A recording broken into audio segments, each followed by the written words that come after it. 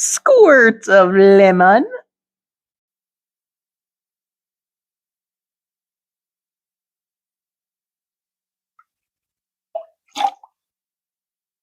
Nah, more lemon.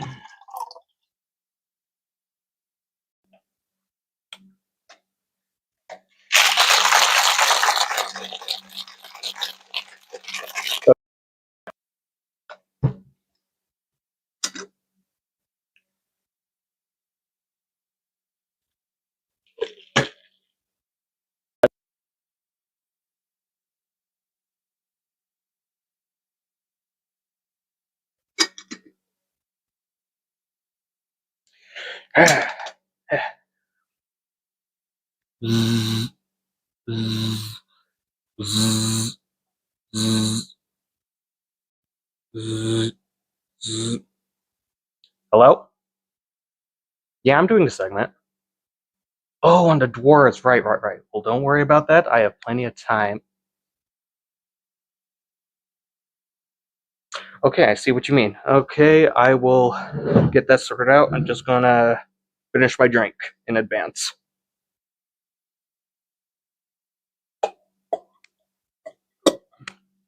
Okay. Welcome to Ampersand's Ecologies. No. Yeah, no. There we go.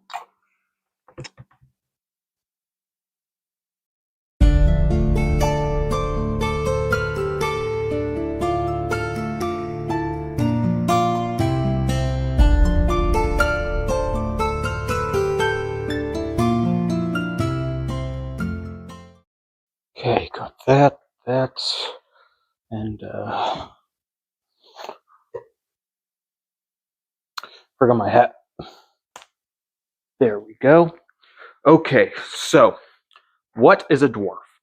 A dwarf is typically a subterranean humanoid, bearded, both male and female, and they are relatively short for a medium-sized race. They are often seen underground and form warrior mining communities that usually have very large clan numbers. Now, when you're adventuring, what's going to be the most typical dwarf that you're going to find? No matter in every edition, typically you're going to see a hill dwarf. If you have to gamble, hill is the most likely, with mountain being close second. I am going to be going over the hill dwarfs first, and I'm going to go start at the original. And in case you were wondering, there are 29 species of dwarves, and if that's all you wanted to know, you can leave now. This might take a bit. Now, in original Dungeons & Dragons, they added 4 levels on their saving throws when they were dealing with magic, so they have higher magic resistance than the average species. They are also the only characters to fully employ the +3 magic warhammer, so they don't need any training on that, and it comes to them naturally, like using their arms or their fingers. It's natural to them. They note slanting passages, traps, shifting walls, and new construction in underground settings. They don't specify a range for that ability. I will borrow from the future. Let's see. Because of their relatively small size, clumsy monsters like ogres, giants, and the like have a difficult time hitting dwarves. So they score only excuse me.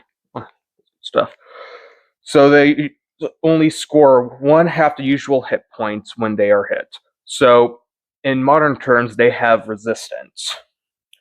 Now, secret passages will be located on a roll on a 1 or a 2 on a 6-sided die.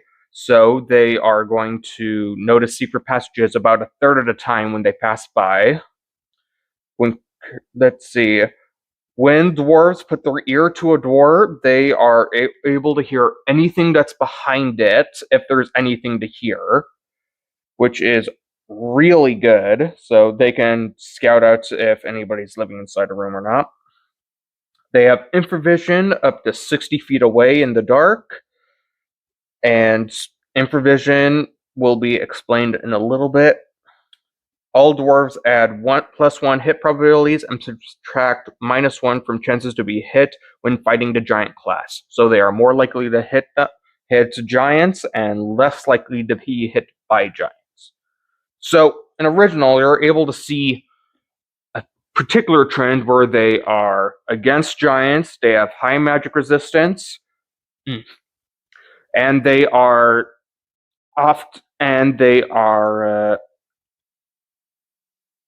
this is stuff.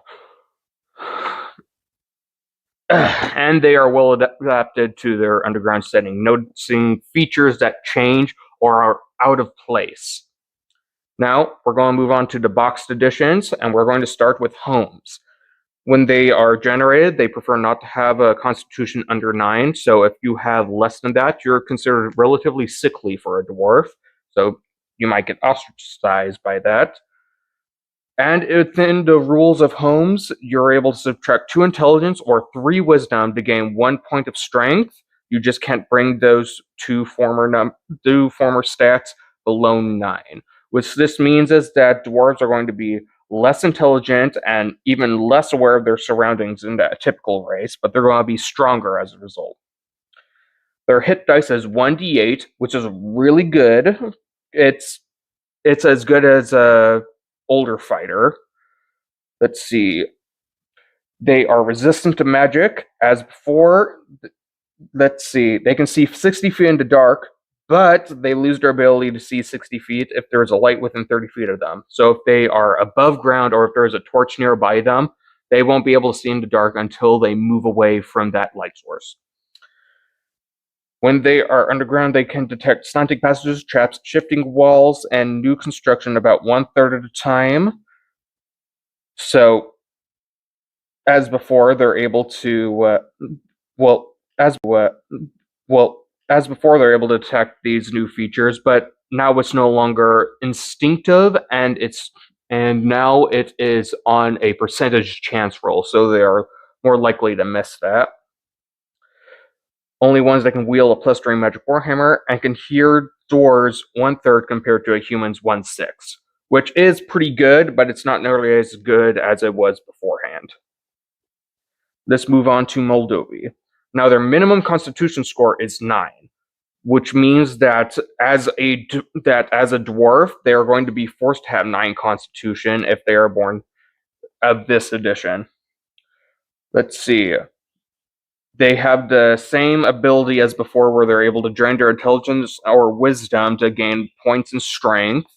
The only difference is that they are that it's only 2 for both of them instead of 1 for each. They also have a 10% XP penalty, meaning when they gain experience points, they lose 10% of all experience gained, meaning it takes them longer to level up than your average species.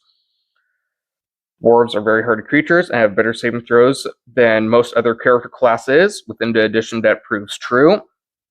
Let's see, they live underground. They have infravision, allowing them to see 60 feet in the dark without the ability to lose, and it doesn't say that they lose the ability within a light source, so not necessarily the case.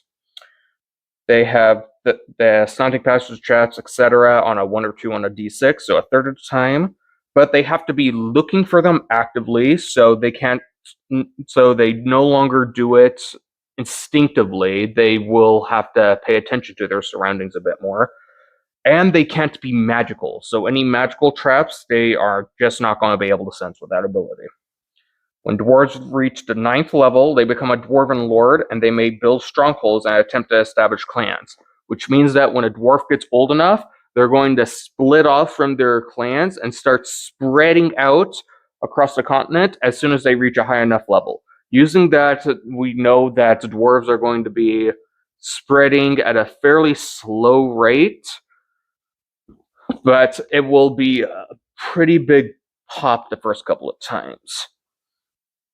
Now, let's move on to Bekmi.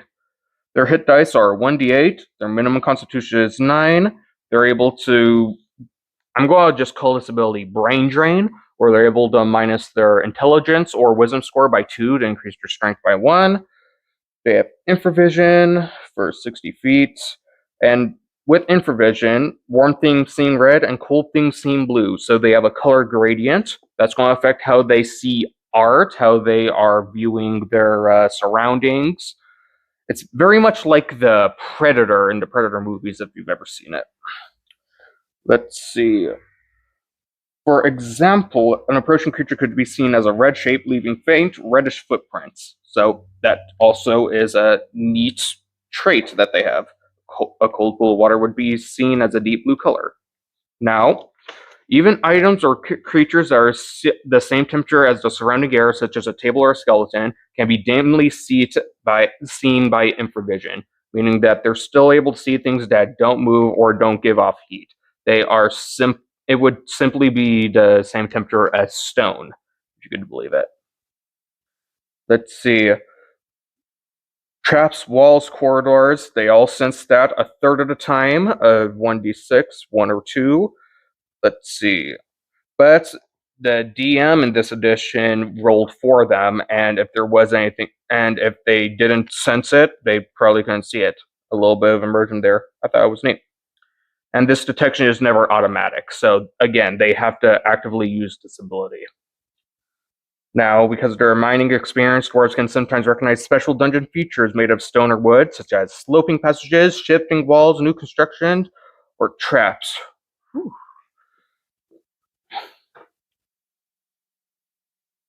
Sorry, talking for so long is a thirsty work.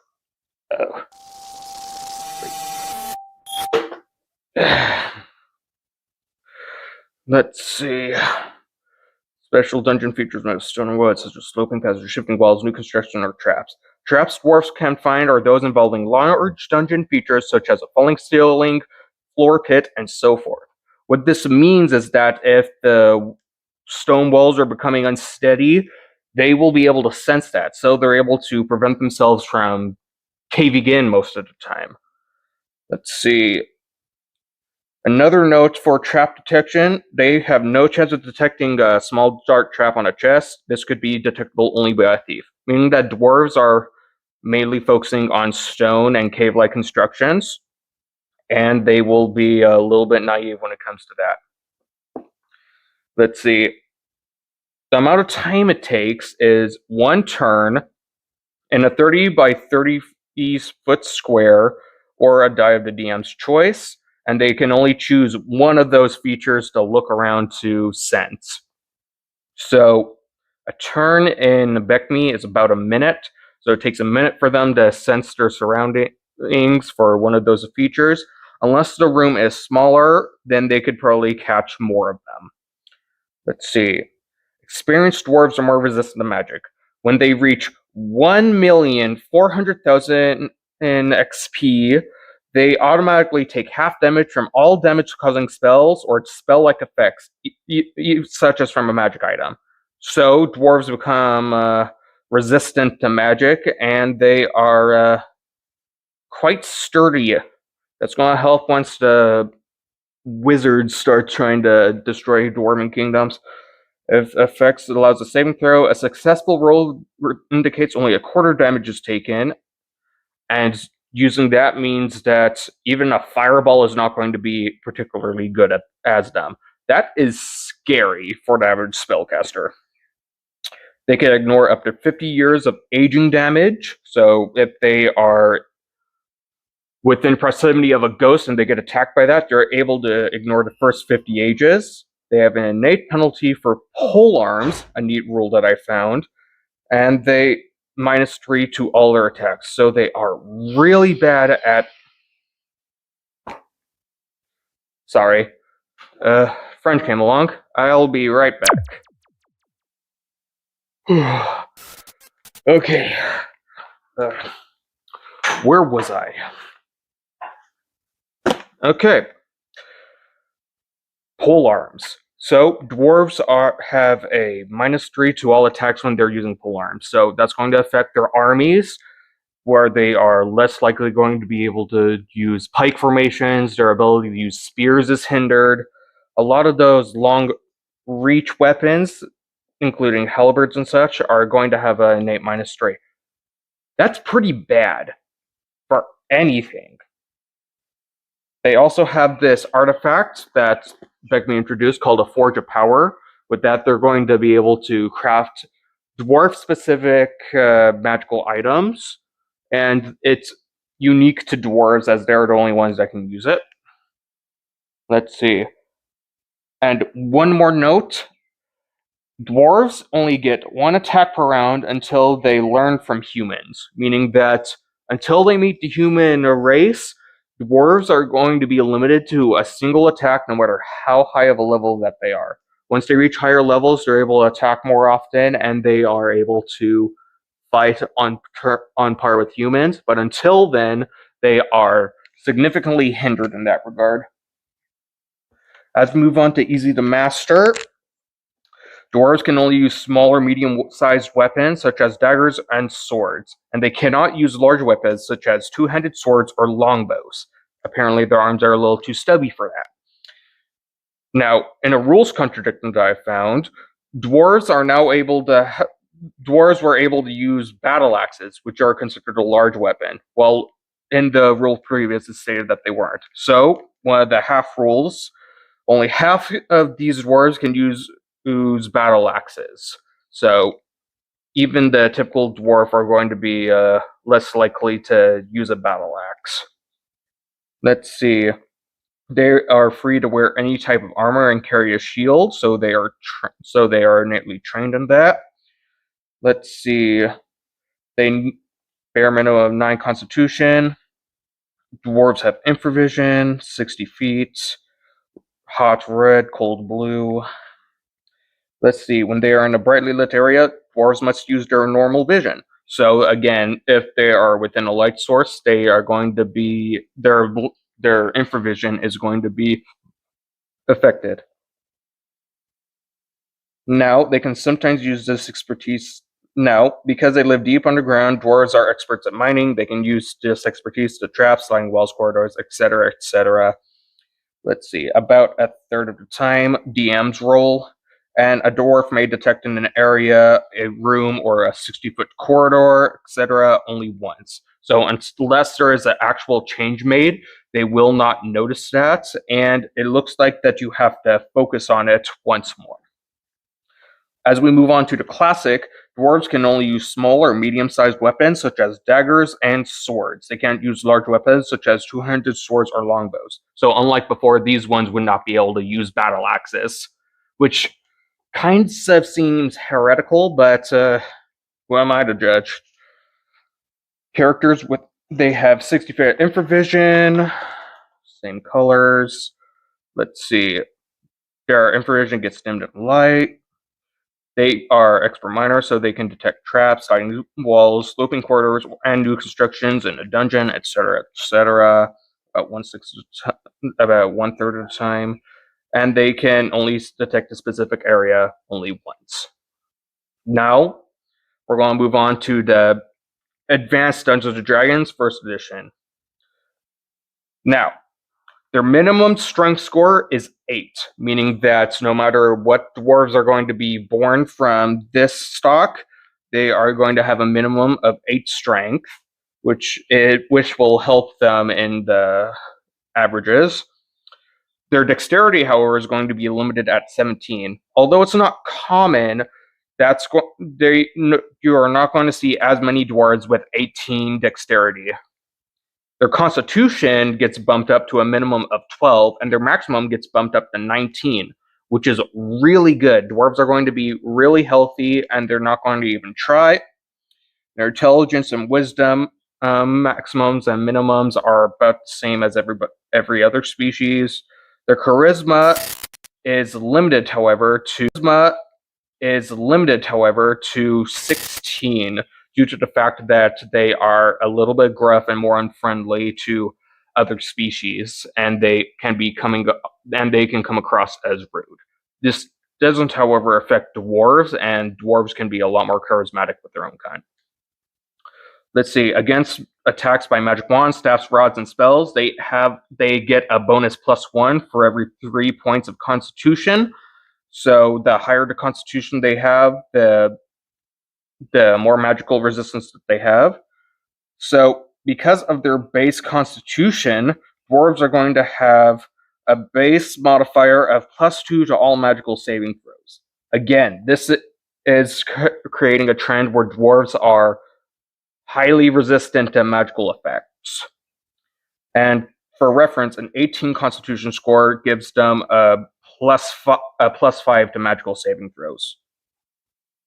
Now, since dwarves have exceptional constitutional strength in regard to toxic substances injected or ingested, therefore all dwarven characters make saving throws against poison in the same manner with the same bonuses as they do against magical attacks from wands, staffs, rods, and spells.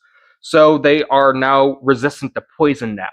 This is a new ability that was introduced in Advanced Dungeons and Dragons, and that's going to affect their alcohol level, right? Let's see. They have 60 feet of infravision. Let's see. When they are within 10 feet of a particular phenomenon, they can sense slope or passages. They can detect slopes and passages going up and down while they're walking on them with a 75% probability. Detecting a new construction or passage or tunnel, a 75% probability. Detect sliding or shifting walls or rooms, a 66, a 1 through 4 on a d6, so that's around a 66% chance of detecting those. Detect traps involving pits, falling blocks, and other stonework, a 50% probability, so you could flip a coin on that and they'd probably be able to notice that. Determine the approximate depth underground, 50% probability, so they're able to sense themselves underground, sense how deep they are underground at least half the time. Let's see. And as I have noted in here, let's see. Except in terms of, yes. They can sense depth as often as they need. They don't need to be within 10 feet of that because it seems like let's see, the x-axis, I think, x and y, yeah, the x-axis, they're always within 10 feet of that, so they're always able to tell how deep they are underground, so they can sense how close they are to the surface. Now, these traits do not spring to mind unbidden. They have to actively be thinking about it and sensing it. Now, dwarves add 1 to their dice rolls to hit add 1 to their dice rolls to hit opponents who are half-orcs, goblins, hobgoblins, or orcs. And when being attacked by ogres, trolls, ogre magi, giants, and or titans, dwarves subtract 4 from their opponents' 2 hit scores. So again, they are a lot harder to hit than the typical species, and they are going to be hitting harder, which is pretty good in the large scale of things. Now, all that stuff I said before, that applies to hill and mountain dwarves, due to the fact that the boxed editions didn't distinguish any differences between them. So hill and mountain dwarves are very closely related in that regard. However, once we make it to 2nd edition, it is stated that the generic species is a hill dwarf. So now the statistics point in the hill dwarf's favor. Now, dwarves are non-magical and gain the following bonuses as saving throws against poison and magical attacks with their constitution, and this is for 2nd edition. When they have, let's see, and they no longer have the base scores. So, in essence, they are now now have a higher variety of their stats. Dwarves can be a lot more charismatic now, and from it seems a lot less. Let's see. And they no longer have the base scores. So in essence, they are now now have a higher variety of their stats. Dwarves can be a lot more charismatic now, and from it seems a lot less healthy. If they have a 3, they don't get any bonuses to their magic and poison saving throws, and that's fairly low on the Constitution score. That is also going to be exceptionally rare. It's about the same chance as having an 18 in Constitution. If they have a 4 6 plus 1 to their saving throws, 7 through 10 plus 2, 11 through 13 plus 3, 14 through 17 plus 4, and 18 and 19 plus 5. So, once again, they are resistant to magic and poison. Let's see. Although they are given some benefits from being non-magical, dwarves are now suffering from it as well. If a magical item not specifically created for the dwarf class, there is a 20% chance, or 40 for there is a 20% chance that the item will malfunction when it is used. A check is made each time a dwarf uses the item and affects only the current use. It may work properly in the future, but again, it can fail over and over again. This typically applies to rods, staves, wands, rings, amulets, potions, horns, jewels, and most other magic items. Also, DMs should note that the malfunction is usually not just a simple failure to function. The item usually does something dramatic and colorful. So it's not simply that the lighter doesn't turn on and might just make a loud whistle noise out of no reason whatsoever other than the dwarf is really bad at using magic items. Now, dwarves have learned to master some magical items. They know how to use weapons, shields, armor, gauntlets, and girdles. They always work for dwarves. And dwarf priests and warrior priests may use clerical items without malfunction.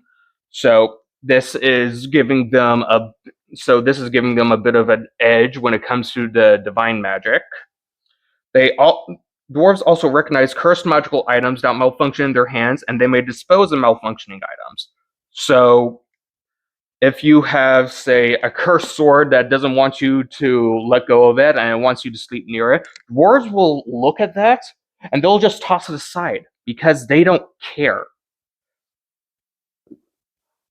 Well, not really a sword. It would be more like, what was it again? Yes. How about a magic ring that whispers to you the great dark secrets of the world, promising you unlimited power, and then the dwarf just tosses it in a river because, frankly, they knows that is up to no good. Now, let's see. A dwarf has a base movement rate of 6, which comparatively is slower, but they are less encumbered than the average species. So when they are carrying heavier weights, it doesn't really slow them down. They can carry heavy loads for longer periods of time. They are very good. They are fairly slow, but they are going to be great for long distance travel. They just won't be nearly as fast. Let's see. They notice grades or slopes 5 out of 6 times, new tunnel or passages 5 out of 6, sliding or shifting walls 4 out of 6, stone traps, pits, and deadfalls half the time, approximate depth underground half the time, and they have an innate +2 to stonemasonry checks. So dwarves are a lot more aware of their stonecraft. They're going to be able to look at statues better. They're able to basically anything that involves a rock, they know a little bit more than the average person, which makes sense. Now, as we move on to 3rd edition and 3.5, there is no difference between these editions, so I'm lumping them together. As a hill dwarf, you gain 2 constitution, but you lose 2 charisma, because again, dwarves are fairly gruff and reserved to other species. And apparently this will also affect other dwarves. So these dwarves will be a little bit less sociable. The dwarf's base land speed is about 60 feet per round, 20 feet per round. As a hill dwarf, you gain 2 constitution, but you lose 2 charisma, because again, dwarves are fairly gruff and reserved to other species. And apparently this will also affect other dwarves. So these dwarves will be a little bit less sociable. The dwarf's base land speed is about 60 feet per round, 20 feet per round, combat round. So they are a lot slower than the average race, but again, they're able to move even in heavy armor, heavily encumbered. movement is not going to be effective. They also have dark vision, which is different from infravision because because you're only able to see in black and white, and this will be closer to how night vision works, or night vision goggles, if you've ever seen those military documentaries. Let's see. Dwarves can function just fine with no light at all, which means that for some reason they're able to see better in the dark, even in the pitch darkness, which is really impressive because unless there is a light source, typically infravision might not always work, while dark vision is always going to work. So they have an innate advantage there. They have a +2 racial bonus on search checks to notice unusual stonework. A dwarf who merely comes, let's see, such as sliding walls, traps, construction. I think we've gone over this a few times before. Let's see, unsafe surfaces, shaky ceiling stones, and the like. They're going to be noticing that a little bit more often, but less often than some others. Something that isn't stone that is disguised as stone also counts as unusual stonework. So if there is an illusion, dwarves are going to be able to tell more easily that, say, an illusionary rock is hiding a key underneath it. They're going to notice that that rock is out of place. That's an igneous rock. What's it doing where the metamorphic rocks are? Let's see. Dwarf who merely comes within 10 feet of unusual stonework can make a search check as if they were actively searching. So now it's instinctual again. The dwarf can use this search skill to find stonework as it traps as a rogue. So they are fairly good. So they are really good at that. Dwarf can also intuit depth, sensing his approximate depth naturally underground, as a human can sense which way is up. So now they always know how deep they are underground. They've got an altimeter inside of them.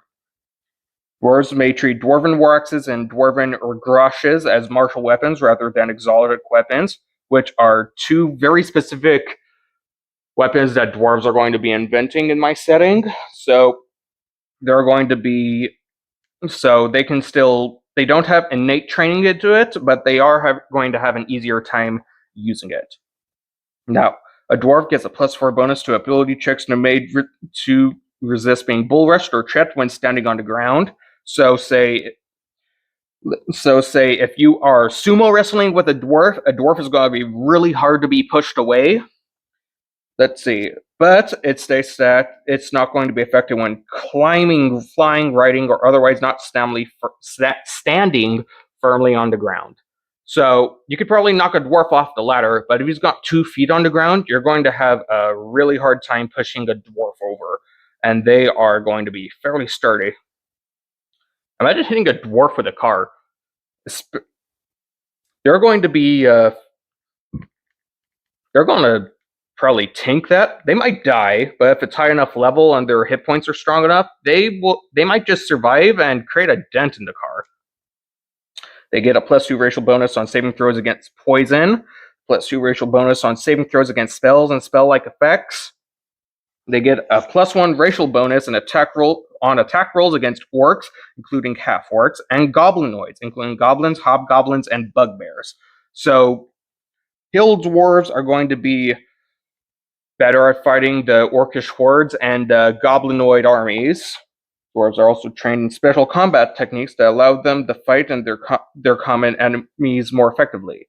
They get a +4 dodge bonus to armor class against monsters of the giant type, such as ogres, trolls, and hill giants. So again, these dwarves are really quick when it comes to giants and other large humanoids, which is frankly, giants are going to hate them for this. Dwarves are going to be such an annoying treat for them. Let's see. Anytime a creature loses a dexterity bonus to its armor class, such as when it's caught flat-footed, loses its dodge bonus. So if a dwarf has been caught off guard in some way, that bonus won't apply to them. So giants will have to... How would a giant sneak up on a dwarf? A mystery for later.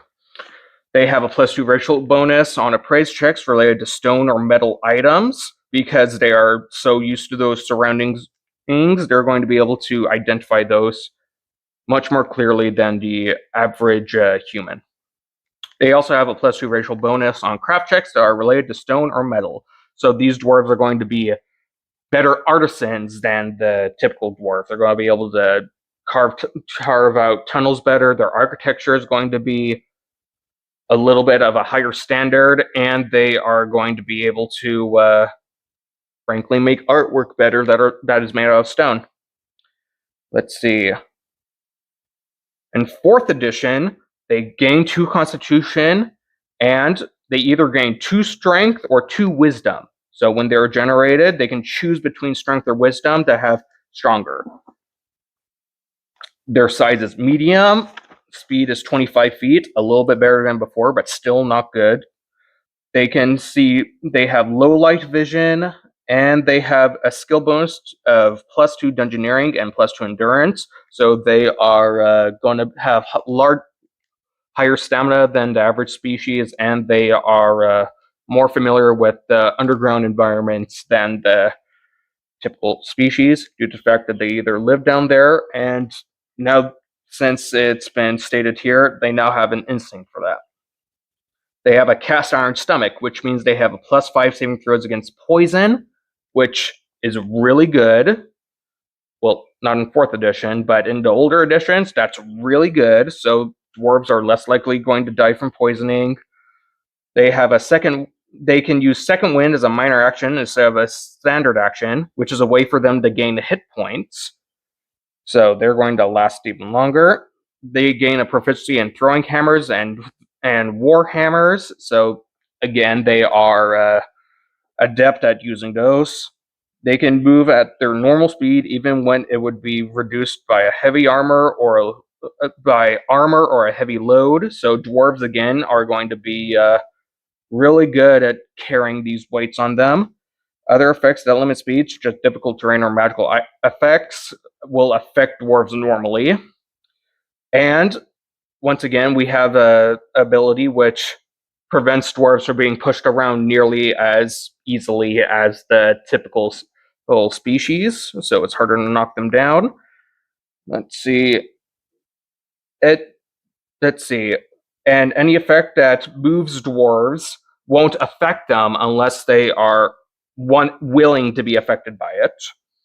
When an attack would knock you prone, you can immediately make a saving throw to avoid falling prone. So they are instinctively good at not being knocked over.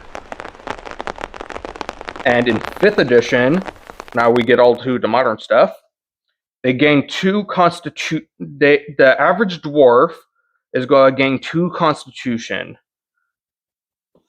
Their speed is going to be at 25 feet. Their speed is not going to be reduced by wearing heavy armor. They have dark vision up to 60 feet. They can't discern color, only black and white. Advantage on saving throws against poison and resistance against poison damage. They have proficiency with the battle axe, hand axe, light hammer, and war hammer, so they are trained in their weaponry.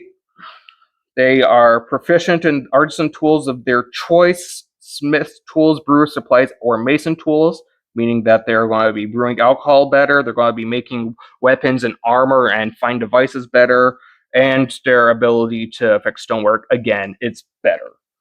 Whenever you make an intelligence history check related to the origin of stonework, you're considered proficient in the history skill and add double your proficiency bonus to this check.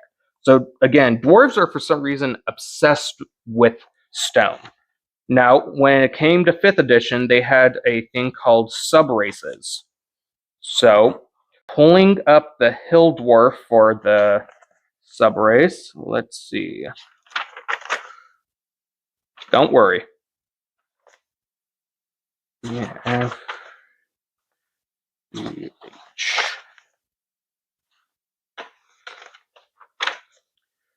Let's see. In 5th edition, they would gain +1 wisdom, and their hit points maximum increases by 1, and increases by 1 each time they gain a level.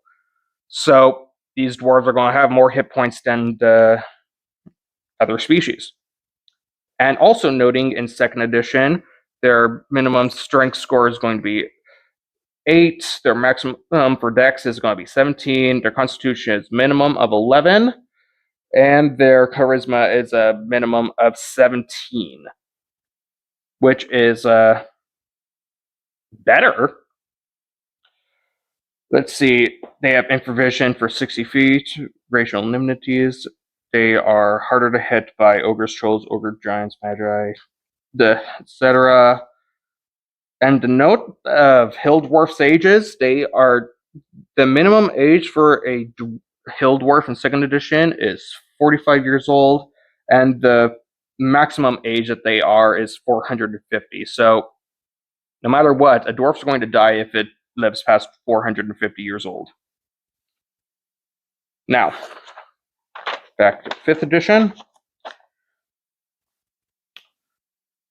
Now, in Eberron, dwarves are dragon marked, and I've written this down that they gain, instead of the typical,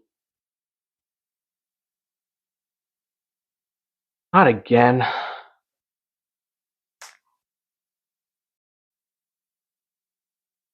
of the hill dwarfs as before. So gold dwarves do have a bit of difference when it comes to them. They gain +1 racial bonus on attack rolls against aberrations. They're better at fighting squids. So gold dwarves are trained in special combat techniques against berserk creatures, and that does replace their bonus against orcs and goblinoids. And now, for 4th edition, they gained a Cast Iron Mind. That means that they have a +5 racial bonus on saving throws against ongoing psychic damage, so they are more resistant to mental attacks, and that does replace their Cast Iron Stomach ability. And they gained proficiency with the War Pick and Maul at the detriment of losing their Dwarven Weapon proficiency. So,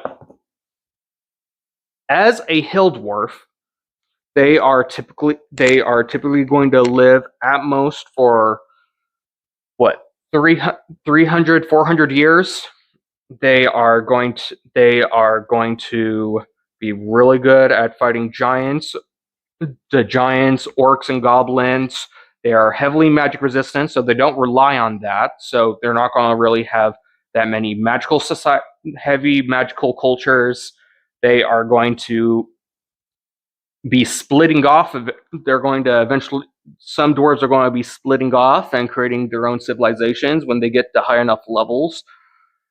Hill dwarves are typically the adventuring dwarf. Now, let's talk about mountain dwarves. Mountain dwarves are extremely similar to hill dwarves. In the box sets, when they say dwarf, they are going to be referring to either a hill or a mountain dwarf. So all that from before, you can apply that to mountain dwarves as well. There is relatively very few differences. The only other ones that are applied is for 1st edition, when they share the stats as a regular hill dwarf. And then, other than that, as a core race, mountain dwarves are just simply less likely to have as much variety as a hill dwarf. So their culture is a little bit more stagnant. I did notice, however, that compared to the hill dwarf, mountain dwarves can live up to 525 years compared to the hill dwarf's 450. That means that mountain dwarves, whenever they're going to adapt to their environment, are going to start living longer. That's their natural environment, and they're going to be better at dealing with that. As we move on to mountain dwarves, they do have some bonuses. They're also known as shield dwarves in the Forgotten Realms, and they are a separate subspecies. Let's see. GHS.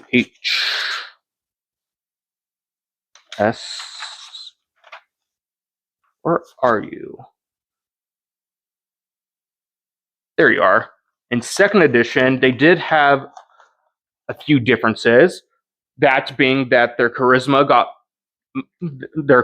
had a detriment of -1, and their constitution gained a +1. So they are healthier than they are typically a little bit healthier than your typical hill dwarf, but they're a little bit less social. Let's see, their minimum scores is 8 for strength, maximum 17 for dexterity. Their constitution, their bare minimum is 11, and their maximum is 19. So again, they are a lot healthier than your average species. They have infravision for 60 feet. And ogres, trolls, ogre magi, giants, and titans, when they attack, they get a -4 to their attack rolls when fighting mountain dwarves. They are a lot harder to hit. Now, the shield dwarf, there's very few differences between a mountain and a shield dwarf. They simply have one variant from 4th edition. They gained, as in 4th edition, they gained proficiency with the hand axe and battle axes, so shield dwarves are going to be more used to fighting with those axe-like weapons. So your axe-wielding dwarves, those are typically going to be shield dwarves that are... there's going to be a hit. Now, the shield dwarf, there's very few differences between a mountain and a shield dwarf. They simply have one variant from 4th edition. They gained, as in 4th edition, they gained proficiency with the hand axe and battle axes, so shield dwarves are going to be more used to fighting with those axe-like weapons. So your axe-wielding dwarves, those are typically going to be shield dwarves that are... there's going to be a shield dwarf clan. And this replaces dwarven weapon proficiencies. And they also gain a proficiency with light shields. And that benefit replaces dwarven and weapon proficiency.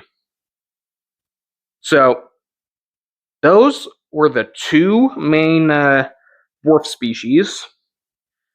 And typically, all other dwarf or subspecies are variants of those two species, with differences that will be noted. So that's 2 of the species out of 29. Trust me, as we are moving on, the rest of this will go on a lot quicker. Because now, we move on to a lot of the other dwarves that don't simply get nearly as much detail. Let's start off alphabetically with the aquatic dwarves. They came in 3rd edition, and they replaced typical dwarf traits with +2 strength and +2 charisma, but they have -4 dexterity and -2 charisma. They are really clumsy, not necessarily friendly, but they are healthy and strong. They also have a swim speed of 20 feet. In the grand scheme of things, that's not particularly good, but it's better than almost all other land species which don't have a swimming speed. The Arctic dwarves. Dwarves seem to have a better affinity with living in the Arctic than others. In the Forgotten Realms, forgive me for butchering this, the Igdagilkirit gain +4 strength, -2 dexterity, +2 constitution, and -2 charisma. So again, these dwarves are a lot tougher than your typical dwarf. They are, let's see, they have a +1 size bonus to their armor class, a +1 size bonus on their attack rolls, and a +4 size bonus to hide checks. So these dwarves are going to be stealthier. And in the Arctic wastelands, they are going to be harder to find, and they're going to be, from the looks of it, ambushers. Let's see. They are, however, limited to use a smaller weapon than humans use, and their lifting and carrying capacity are limited to 3/4 of those of medium-sized creatures. So these dwarves are not nearly as tough as the mountain and hill dwarves as before. They are, however, immune to the cold. That doesn't seem very significant, but that means that those dwarves are not going to be nearly affected by weather conditions. We're going to start pretty far back, so we might hit an ice age or two, and these dwarves are not going to be affected by the ice ages. The only thing that they're going to need to worry about is finding food. And due to that, that gets them.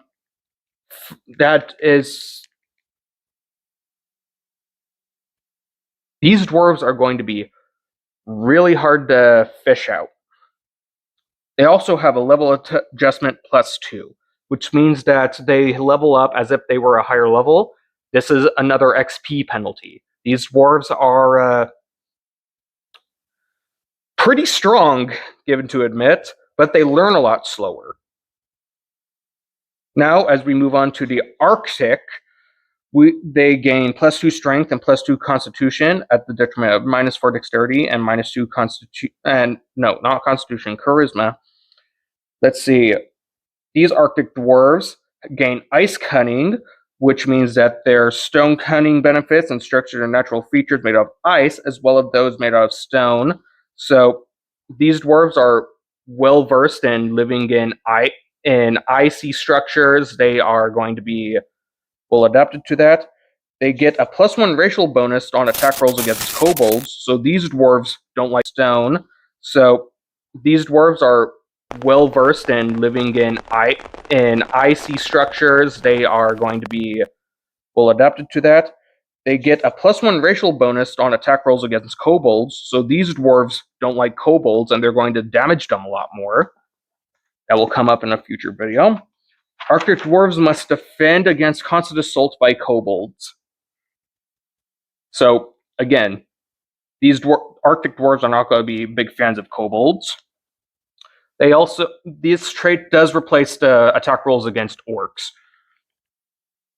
So it is stated in 3rd edition that the dwarves' bonus to attack rolls is typically from them training and focusing so hard on a certain species that they gain an innate advantage when fighting them. In my editions, the only ones that are going to be able to do that are for 1st edition, because they are going to be because they seem to be they have the only rule that actually states that they get a +1 to their attack rolls. Moving on from that, they also gain a +2 racial bonus on appraise and craft checks related to items made of ice. That won't come up very often, but it's very good to know. Now, the Dwarves of Dark Sun, the Athasian dwarves, in 2nd edition, gained 2 constitution, 1 strength, but they lost 1 point of dexterity and 1 point of charisma. So these dwarves are a little bit friendlier than your more average dwarves, but they are still not the friendliest. They also gain a +1 to saving throws and +1 to proficiency rolls when it's affecting something directly related to their focus. So the dwarves of Athas, when they have a life goal, and when they pay attention to that, they are hyper fixated on it. I think of this very similar to a non-neurotypical, where it's like ADHD, or if you're on the spectrum, you are basically you focus on these traits more innately. Now, in Athas is a place where magic is usually heavily damaged, the environment is ruined, and for these dwarves to come around, they're going to have to grow up in a society without that. That's probably going to do a lot. Now, in 3rd edition, from Dragon Magazine, they gain 4 constitution, +2 wisdom, and they have -2 charisma. So these dwarves are even tougher than before, and that means that Athasian dwarves have, on average, higher health than your typical dwarf, just by statistics alone. They lose their stone cunning, weapon familiarity, their racial bonuses against poison, their bonuses against orcs, their dodge bonuses against giants, their racial bonus on appraise checks, and their bonus on their craft checks, because they don't live in stone and they seem to have lost their culture. That's going to be interesting. Now, in return, they do have this inborn power, so they gain 3 psionic points and a +2 racial bonus on saving throws against psionic power spells and spell-like effects. They are going to be very similar to Hill Dwarves, as in they are resistant to adherent psychic attacks. Reading their mind is going to be harder. These dwarves are slightly psychic. Now, these dwarves, again, are notoriously single-minded, and this results in the dwarves gaining +4 racial bonus on will saves against charm and compulsion effects that would change, delay, or distract from their primary focus. And due to their dwarven blood, they get +4 racial bonus on fortitude saving throws against poison. So these dwarves are better at taking in poison than your other typical dwarf. However, they do have a level adjustment +1, so these dwarves are going to be learning at a bit of a slower pace. Now, this is going to be one of the hybrid species that Muls. In 2nd edition, they gain 2 strength, 1 charisma, but they do lose 1 intelligence and -2 charisma. So compared to a human, they are stronger and healthier, but less friendly and less intelligent. So they learn a bit slower. Let's see. Their bare minimum for their strength is 10, while their maximum is 20. So these dwarves are naturally going to be really good at being at strength-based scores. Their dexterity is minimized at 5, while being maximized at 20. Their constitution is as minimum is 8, while maximum of 20. Their intelligence is a minimum of 5, but maximum of 20. Their wisdom is a minimum of 5, but maximum of 20. And their constitution is a minimum of 5, and their charisma is a minimum of 5 and maximum of 20. These moles, on average, are going to have higher ability scores than a human. These moles are going to be humans, but better. Now, in Athas, they also gain an exhaustion table where they are able to work for days at a time. For instance, if they're doing heavy labor, such as stone construction, quarry work, running, they can continuously do that for 24 hours and adding their constitution modifier in hours. What the heck? Muls can work for days on end, carrying heavy blocks, and not get tired, and they don't need to sleep. And if you think that's impressive, with a medium load, it's with medium labor, with light construction, mining, jogging, that's 36 hours plus constitution. No, it's not the constitution mire. It's the constitution score. So, moles, at minimum, are going to be able to work at heavy labor for 29 hours straight. That is the strongest labor force I have ever seen.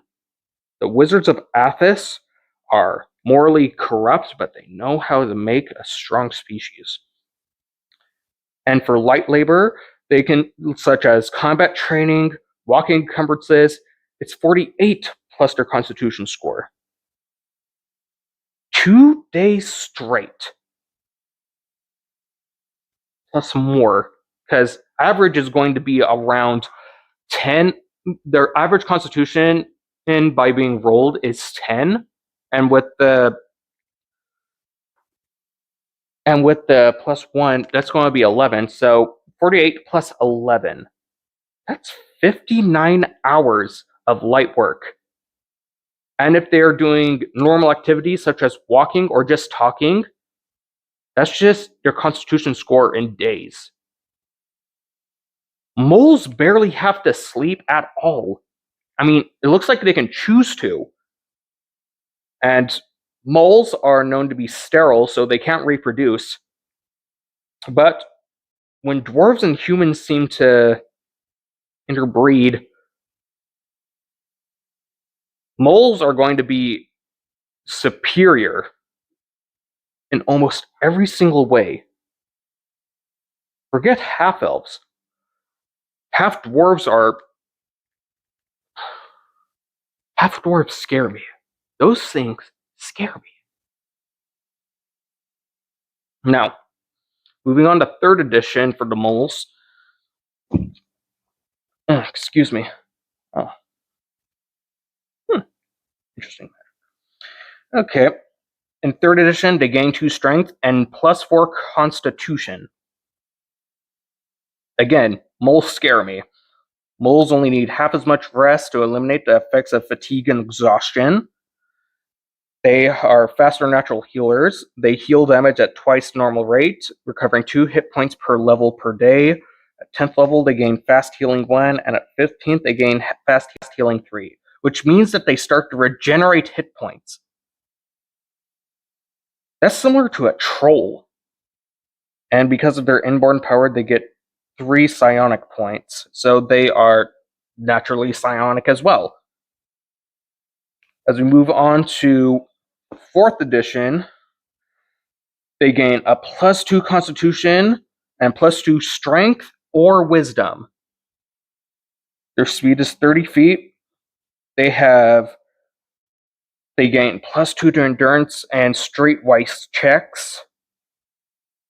Since they are born of two species, they can take feats that have your choice as a prerequisite, as well as those specifically for moles, as long as you meet any other requirements. They count as both human and dwarves. So in 4th edition, they're going to be even more varied. Mole vitality, increase your number of healing surges by 1. So they heal more often.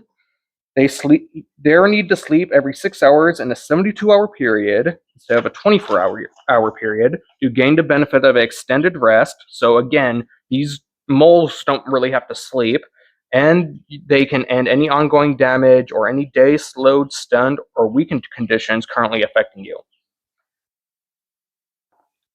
I bet you the Wizard Lords of Athas, if you pour acid on a mole, or if you somehow spray it onto a group, at least a third of those moles are going to just be able to completely nullify that effect.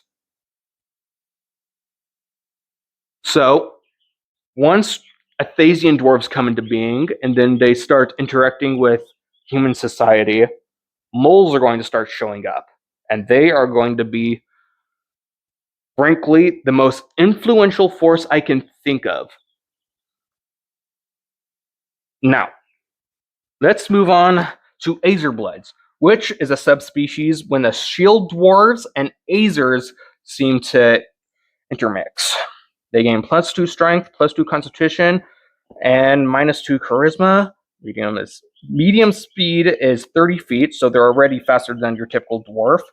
Because of their dwarven blood, all special abilities and effects in Azerblood is considered a dwarf. They have dark vision 60 feet. They have resistance to fire damage, and they reduce all damage from fire-type effects by 10 points. Azerbloods may treat dwarven war axes and dwarven ugrashes as martial weapons, rather than exotic stability. An Azerblood gains +4 bonus on ability checks made to resist being bull rushed or chipped when standing on the ground. +2 racial bonus on saving throws against poison, +2 against spells and spell-like abilities, +1 racial bonus on attack rolls against Memphits, which is an elemental, and salamanders, +4 dodge bonus to armor class against monsters of the giant type, and their racial skills, they gain a +2 racial bonus on appraise that are appraise checks for firestone or metal items, +2 racial bonus on craft for firestone or metal. Heat metal. An Azerblood can cast heat metal once per day. An Azerblood can gains +1 bonus to all saving throws against heat and fire spells and effects.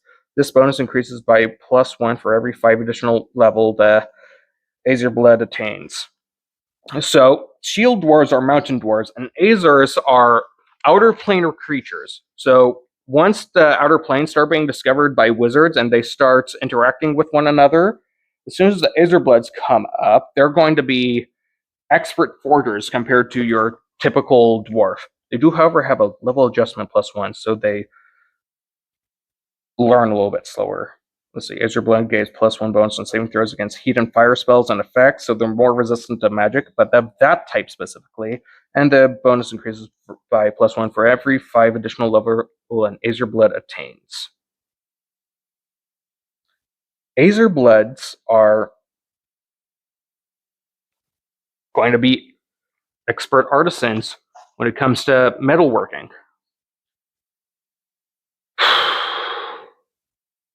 Oh wow, my camera looks bright.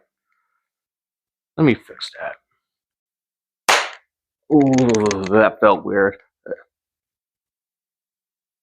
Ryoko! What are you doing? You don't need to brighten the place up. It was bright enough already. Why? Yes, I know you're a cleric of left-hander. Oh, alright. My bad. I can pay you as soon as we get the budget for it. Thank you. Okay, where was I? Yes, right. Now we go on to Badlands dwarves, which are dwarves that live in high deserty areas. I'm thinking Grand Canyon or Death Valley sorts. Now, these dwarves are water-wise, and they gain a +2 racial bonus on survival checks to find water, and +2 racial bonus on search checks to locate architectural and natural features that involve water. A Badland dwarf who merely comes within 10 feet of an unusual water-related construction or hazard can make a search check as if he were actively searching, and a Badlands dwarf can use a search to find water ace traps as a rogue can. It does replace the 3.5 stone cutting feature that the hill dwarf has, but comparatively, this is really good, especially if you're in a desert setting. They're always going to be able to find a good source of water. A Badlands dwarf can go without water for 2 days, around 48 hours, plus a number of hours equal to his constitution score before beginning to experience the ill effects of thirst. Now, Badlands dwarves do not gain the standard dwarves +2 racial bonus on appraise and craft checks related to stone or metal, but they do gain the heat endurance feat from the same book, which I am getting them from. Now, the dark dwarves are another subterranean dwarf species. They gain a +2 constitution, but they have -4 charisma. They're not particularly friendly. They have dark vision out to 120 feet, +2 racial bonus on hide, listen, and move silently checks. And they get a -2 circumstance penalty on attack roll, saves, and checks in bright sunlight or within radius of a daylight spell. So these dwarves, they are extremely quiet. They're going to be underground a vast majority of the time. They're going to be underground a vast majority of the time, and nobody's going to be able to see them. This is a stark contrast to the deep dwarves, which their charisma is -2, but they gain 2 in constitution. They have a minimum of 8 strength, a maximum of 16 dexterity, a constitution minimum of 13, and a maximum of 19, an intelligence max of 16, and a charisma max of 15. So these dwarves are won't nearly have the same intellectual celebrities within their cultures. Their infravision is going to go out to 90 feet. Excellent saving throws against magical attacks and toxin. Deep dwarf figures his constitution saving throw bonus for a normal dwarf and adds an additional +1 to his bonus. So even better than your typical average dwarf. They do, however, suffer a -1 penalty to all rolls in bright sunlight or within similar effects. Light spells, however, are an exception where they do not affect them. Ogres, trolls, ogre magi, giants, and titans suffer a -4 penalty to attack deep dwarves, and they have a 10% experience cost to gain a new level. So comparatively, huge dwarves aren't as smart. They're almost just as agile, if a little less so. And compared to their life expectancy, the minimum age for a deep dwarf adventurer would be 48. Their maximum would be 480, but on average it was around 380 years. Now, in 3.5, they had a racial bonus against against spells and spell-like abilities by +3 on their rolls, and the same against poisons, a +3, with the dark vision out to 90 feet. And since they are light sensitive, they are dazzled in bright sunlight or within the radius of a daylight spell. So some of these spells they are affected by some spells, but these dwarves are well known to being hardier than your typical dwarf. Okay, and now we move on to Derro, which I was only able to find one playable template from Dragon Magazine. They get +1 dexterity and +1 intelligence, but -1 strength and -1 wisdom.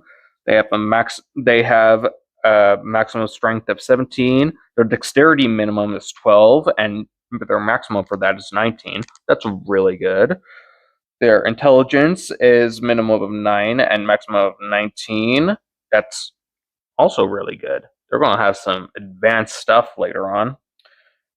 Their wisdom is maxed out at 17, however, so they can't get an 18 in wisdom. And their base move is 9. That's fairly regular. They have infravision worth of 30 feet. They get a free blind fighting proficiency, so they don't really need to see nearly as well as others, but they have enhanced senses. They have 30% magic resistance, meaning that all magic that's cast on them, whether beneficial or harmful, have a 30% chance of just not applying. This does, however, does not prevent a Derro spellcaster from being able to cast spells. So, as a Derro, you'd have an advantage in a wizard duel. Now, as a Derro is mage savant, they can cast comprehend languages and read magic at will, and they have stone cunning as for the dwarf ability. They have the Derro suffer a -2 penalty to all combat rolls, defensive adjustments, and saving throws while exposed to sunlight or to magic that duplicates prolonged sunlight. They also suffer 1 hit point of damage per hour exposed to sunlight, of which only 1 hit point will heal naturally per day. They also have a bad reputation. The legendary reputation of the Derro as a sadistic, torturing slavers from below, meaning that Derro's charisma is capped at 8 when interacting with non-Derro. Their regular charisma scores between Derro are going to be in between 3 and 18, like any other typical race. But they are not going to be popular with anybody else. And apparently, they have a religious enemy where human, dwarven, and gnomist priests of Fortubu will attack Derros on sight. They get a mandatory weapon proficiency in dagger. They cannot take the Psionicist class, and their life expectancy is minimized at 27 for the youngest an adventurer can be, and the oldest is 210. While on average, the dying age will be a 191. So, Derro are going to be really good spellcasters because read magic and comprehend languages are going to allow them to become very magically advanced very quickly, because they can always look at a spell scroll at a wizard spellbook and almost immediately tell what that wizard was doing. Only problem is that they are very unpopular with all the other species, and not to mention that a god is out to get them. Now, as we move on, we've now got the desert dwarves. These, because of their skill in stone engineering, dwarves are acknowledged as masters of locating and digging wells. The importance of water to desert peoples give dwarves both great wealth and great political power. They get -2 to their dexterity scores and +2 to their constitution. Let's see. Let's see. They don't have a stone cunning feature. They get a +1 racial bonus to attack rolls against humanoids of the reptilian subtype, like kobolds and lizard folk, and dragons. So now these dwarves are specifically against dragon kind. That might help them later, depends. Let's see. Wizard dwarves are trained in special combat techniques that allow them to fight common enemies more effectively. This bonus replaces the normal dwarf bonus against orcs and goblinoids. They get a +4 dodge bonus to armor class against dragons. So these dwarves, instead of fighting the larger humanoid species, these dwarves are engineered to fight dragons instead. Let's see. That ability does replace a dwarf's bonus they see against giants. Yeah, these dwarves are anti-dragon this time. That's so typically desert dragons, and with the typical dwarf nature being around the good area that on the alignment chart, they're probably fighting blue dragons so often that they're getting a lot of skills against dragon kind in general. They get +2 racial bonus on knowledge, architecture, and engineering, and knowledge, engineering, and profession minor checks. They gain a lot of. They tend to learn even more than your typical dwarf on engineering and such matters. Now, the dream dwarves seem to be a more shamanistic wise man type of dwarf species. They gain +2 constitution at the cost of -2 dexterity. Their speed is at 20 feet, so they are relatively slow. However, dream dwarves can move at that speed even when wearing medium or heavy armor, or when carrying medium or heavy load, unlike other creatures whose speed is reduced in such situations. Dream dwarves can see in the dark out to 90 feet. However, it is black and white only, but it is otherwise like normal sight, and dream dwarves can function just fine with no light at all. They have the stone cunning feat, but they also have a +2 racial bonus on search checks to notice unusual stonework. And if the dream dwarf comes within 10 feet of unusual stonework, they can make a search check as if they were actively searching, and a dream dwarf can use a search to find stonework traps as a rogue can. A dream dwarf can also intuit depth, since it gives approximate depth underground, and that a human can sense which way is up. They have a sixth sense about that. Dream dwarfs treat dwarven war axes and dwarven orgrashes as martial weapons rather than exotic weapons. They get a +4 bonus on ability checks made to resist being bull rush or chet while standing on the ground. A +2 racial bonus on diplomacy checks made with creatures of the earth subtype, so they have some. Man, that emptied me out. After this one, I'm going to refill my drink. Can see ethereal creatures. They can see ethereal creatures as easily as she sees material creatures and objects. So they can see ghosts if they turn invisible, such as poltergeists, not invisible stalkers. Those are air elementals. Ethereal snatchers. Those are one of the creatures they'd be able to see without a problem. And they do have spell power. When in contact with the ground, a dream dwarf's effective caster when casting divination spells or a spell with Earth's descriptor increases by 1. So these dwarves have an innate sense of divination, have an innate divination ability where they're able to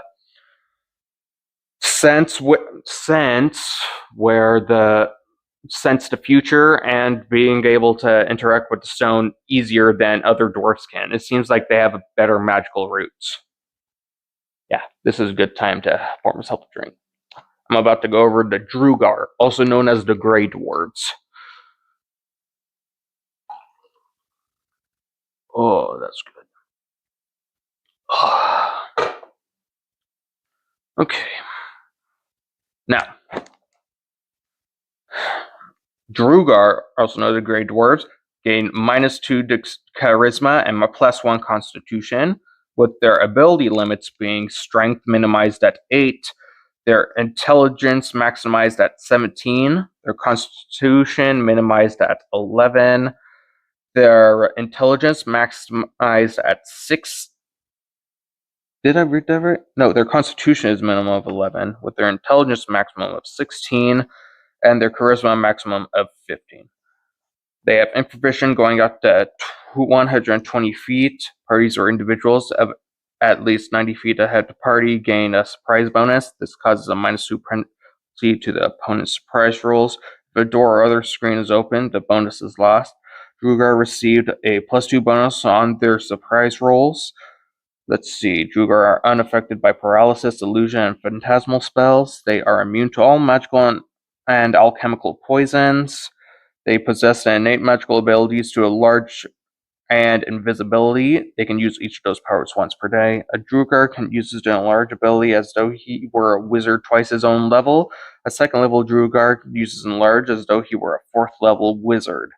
So Duergar are better spellcasters than your typical dwarf, and it doesn't look like they have the same spell resistances as a typical dwarf.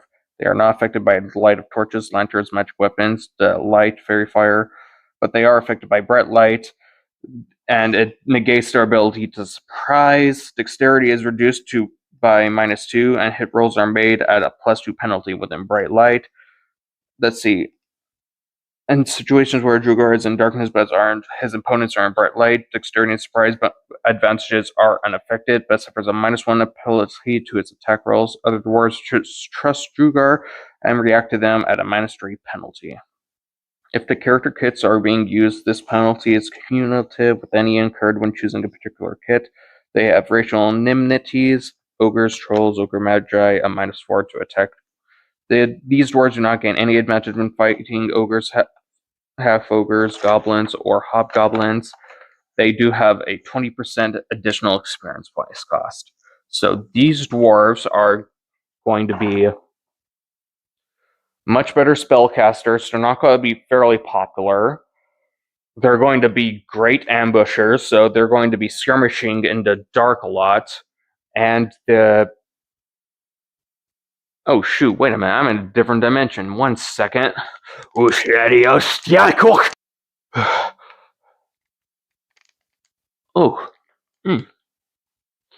seem to be slowly be affected by the large amount that I immediately ingested. What? No, this is in the future. This is past? What timeline am I in? Okay, let's see. Okay. The Duergar in 3.5 had a -4 charisma compared to the Hill Dwarves -2. They had dark vision out to 120 feet, immunity to paralysis, phantasms, and poisons. Phantasms is a type of illusion magic along with some monster abilities. This trait replaces the Hill Dwarves +2 racial bonus on saving throws against poison. That's better. Immunity to poison is better than better saving throws. Let's see. +2 racial bonus on saves against spells and spell-like abilities. Spell-like abilities, they get a large person once per day, along with invisibility as a wizard twice for the Duergar's class level. Minimum caster level of 3rd. These abilities affect only the Duergar and whatever it carries. They have light sensitivity. They get dazzled in bright sunlight or within the radiance of a daylight spell. +4 racial bonus on move silently checks. +1 racial bonus on listen and spot checks. And they get a level adjustment +1, so it takes them longer to learn stuff. And like other dwarves, Duergar do not have weapon familiarity with the dwarven warlocks and the dwarven ugrash. Okay, that's nice to know. Not as good as it was before, but it is something. They have heightened senses. Now in 5th edition, they get +1 strength. They can see in dim light within 20 feet as if you are in bright light, and darkness if you are in dim light. You can't discern color in darkness, only shades of gray.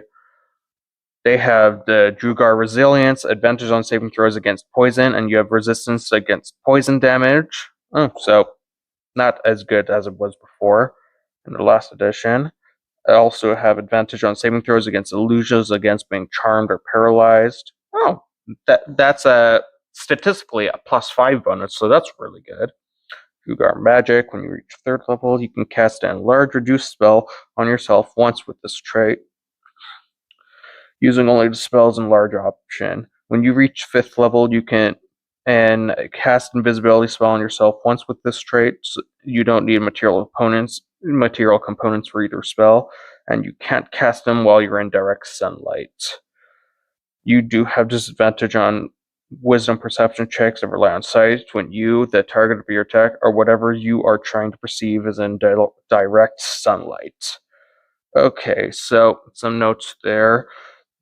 These Duergar are not immediately able to use their spell-like abilities, so in the grand scheme of things, not all Duergar are going to be able to enlarge themselves or cast an ability upon themselves, but they can learn to do it if they get a high enough class level. Well, that's an interesting tidbit of world building. Now, and there is a second one for 5th edition. You are also considered, they are considered a dwarf for any prerequisite or effect that requires you to be a dwarf. You can see in dim light within 120 feet of you as if it were bright light, and in darkness as if it were dim light. You discern colors that in that darkness only as shades of gray. Duergar mat starting at 3rd level, you can cast enlarge reduce. 5th level, invisibility. Oh, just about the same as before. Can't cast these spells. You can also cast these spells using your spell slots if you have the appropriate level of intelligence, wisdom, or charisma. It's your spell casting ability. You can keep going. Yeah. You have advantages on saving throws. You make the void or end the poison condition on yourself. You also have resistance to poison damage. You have advantages on saving throws you make to avoid or end the charmed or stunned condition on yourself. Okay, so Duergar. They have a lot more variants inside of them, and it looks like a decent chunk of the population are not going to be able to immediately cast an enlarge on themselves or cast invisibility on themselves. This seems to be a learned trait that some of them picked up instinctually. Now, those Duergar do need to be created based off my study off of Mind Flayers. So whenever that happens, I think, oh man, I'm out of spell slots too. So these Duergar are a semi-artificial species. They will appear as soon as the Mind Flayers start showing up. Now they do have some further sub-variants for the Duergar, like the Durzagon. Their initial hit dice is 5d8 plus 10, so on average 32 hit points. They get a plus 6 to their initiative, speed 30 feet, AC 13, their dexterity, the plus 2 to their dexterity, and plus 1 to their natural. Wait a minute. Is this a monster stat block? Ah, yes. This is a monster stat block. But it is playable because they gave you enough rules to do it without too much of an issue. Let's see. Combat. If Durzagon hits a single opponent with both claw attacks, immediately hits with his beard. The sulfuric fluid delivered with each successful beard attack with 1d4 points of strength damage and secondary damage and 1d2 points of strength drain.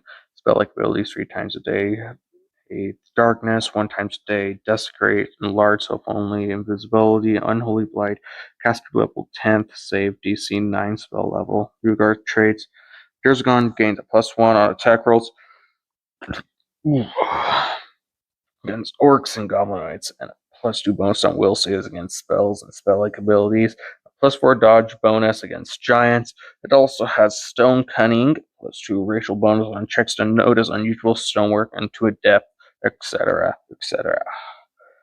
Immunities: immune to paralysis, phantasms, and poisons. Light sensitivity, -2 within bright sunlight or any of those other similar ones.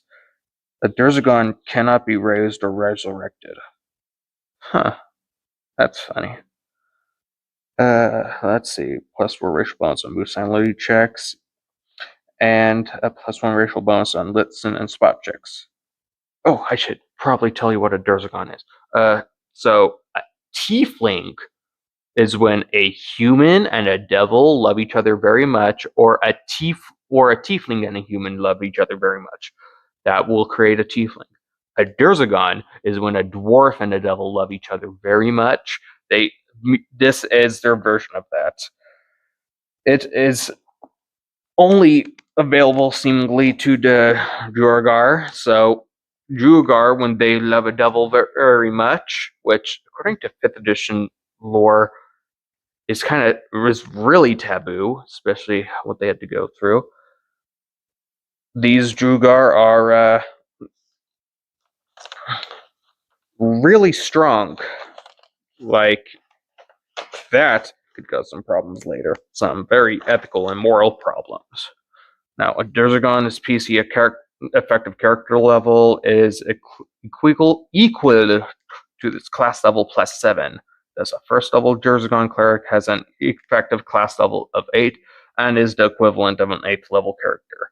So that is a very large. Where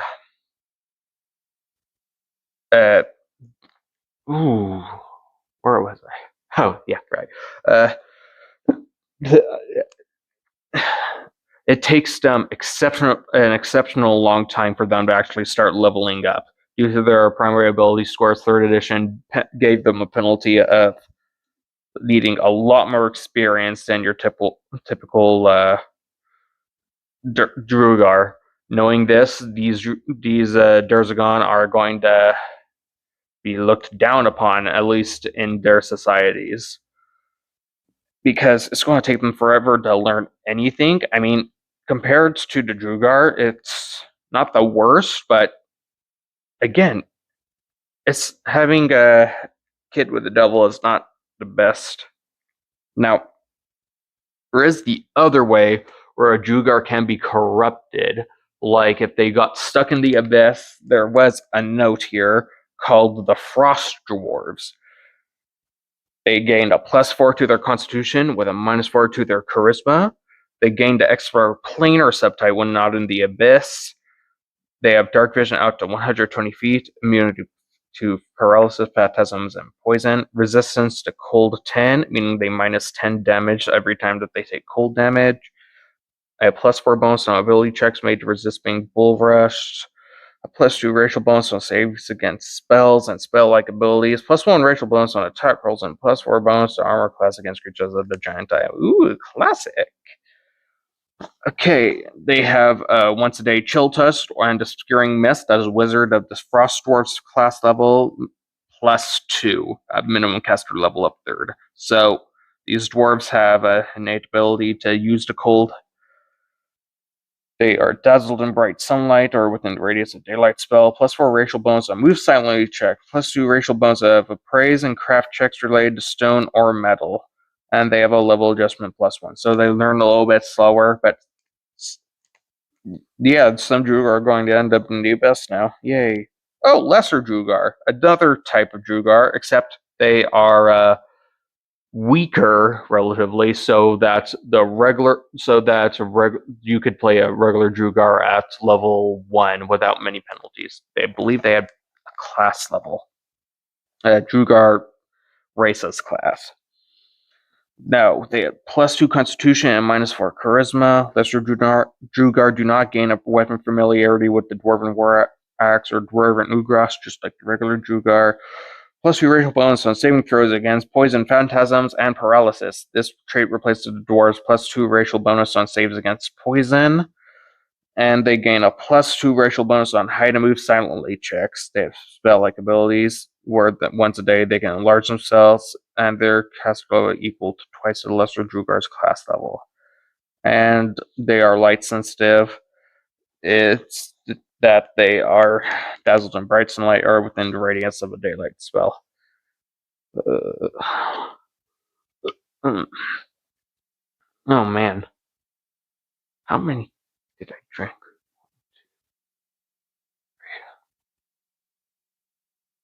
I've had at least 4 glasses, right? I might get alcohol poisoning. Whoopsie. Future me will deal with that. Okay. Now, Earth Dwarves are dwarves that are more connected to the elemental plane of Earth, even more so than Dream Dwarves. They gain +2 strength, +2 constitution at the cost of -2 dexterity and -2 charisma. Now, they gain a racial bonus on search checks to notice the usual stonework, which is a +4 instead of a +2, so they're even better at that than a typical dwarf. They don't gain a racial bonus against saving throws against spell or spell-like effects, and no +1 racial bonus against orcs and goblinoids. They do, however, gain a +4 racial bonus on praise checks and craft checks that are related to stone or metal items. So these dwarves are better craftsmen than your typical dwarf, but they are not combat focused. So typically, these are going to be more artisans. They are going to be the artisans of the dwarven realms. They gain a +1 racial bonus on attack rolls against elementals of the air subtype, including extraplanar creatures from the elemental plane of air. -2 penalty on all saving throws against spell-like abilities, supernatural abilities with the air subtype, or used by creatures of the air subtype, including the extraplanar creatures of the elemental plane of air. They are stable. They get a +4 bonus on ability checks made against being bull rushed or tripped when standing on the ground, but not when climbing, flying, riding. Now, their if a standard race already has this ability, the bonus is stacked, so the Earth Dwarfs gets an 8. So, they didn't say that it replaces it. It might be stronger. I'd have to check that again. Oh boy. Okay.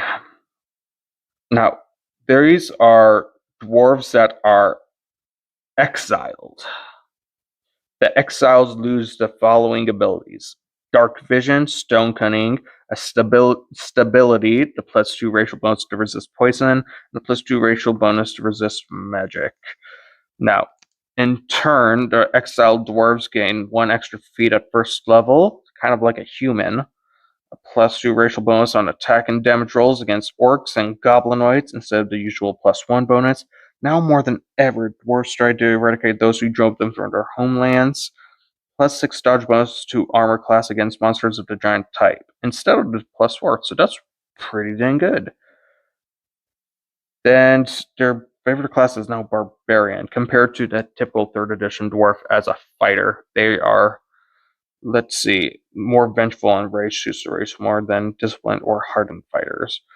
The exiled dwarves are a type of dwarf that their homelands are often, they are kicked out of it, and they are frankly wanting revenge on that. And they are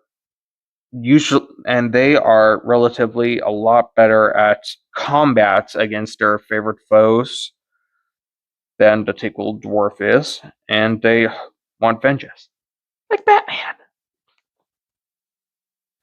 Now, the fire-blooded dwarves are when fire-blood dwarves are when dwarves are enslaved by the dragons. So, when dragons enslave dwarves, they want them to be good for their working conditions. So they gain the Dragonblood subtype, a +4 dodge bonus on armor class against the creatures of dragon type. Oh wait, no, these guys broke away. Yeah. Anytime a Fireblood dwarf loses his dexterity bonus to armor class, such as when he's caught or flat-footed, he loses a dodge bonus too. Oh, okay. They get the resistance to fire of 5 points, so -5 every time they take fire damage. So they could put their hand inside a candle and never get burned. They do not have the standard dwarf +2 racial bonus on saving throws against poison, and they don't have the +4 bonus to armor class against creatures of the giant type. So these dwarves are again fighting the dragons. That seems to be a neat little trail along with the giants. That dwarves don't like either of those bigger creature classifications. Now we go on to the Forgeborn, which are they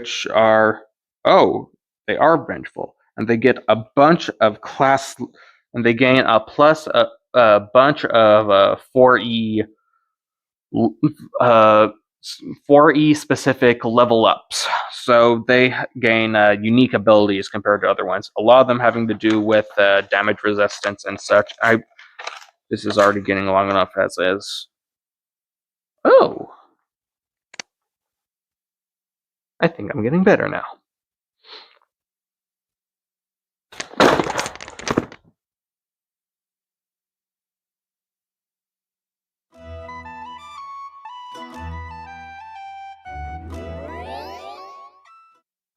Thank you. I'm glad that was empty. Ooh.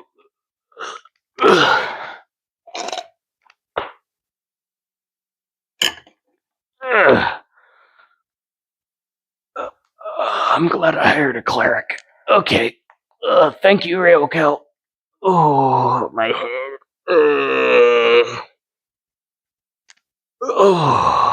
Where's my spell book? There it is. Did you just teleport me? Fine, I'll trust you. Okay. Glacier. Okay.